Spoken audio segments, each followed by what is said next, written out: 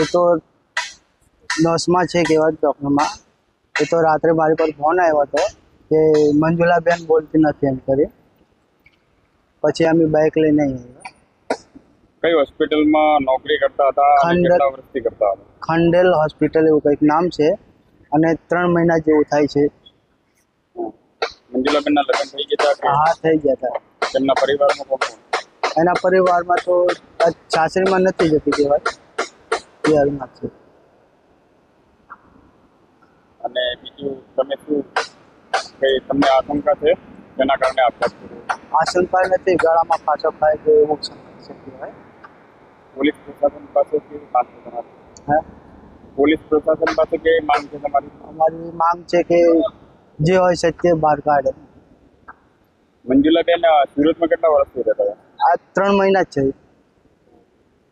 અને હોસ્પિટલમાં કેટલા વર્ષથી નોકરી કરતા હતા? એ જ છે 3-4. અહીંયા એકલા રહેતા હતા કે કોઈ સાથે રહેતા હતા? એકલા રહેતા હતા. એની બેનપણી એક બીજી હતી. ક્યાં રહેતા હતા? એ તો હોસ્પિટલની અંદર જ રહેતા હતા. મંજુલાબેન હોસ્પિટલમાં જ હા, રહેતા હતા? અંદર જ રહેતા હતા.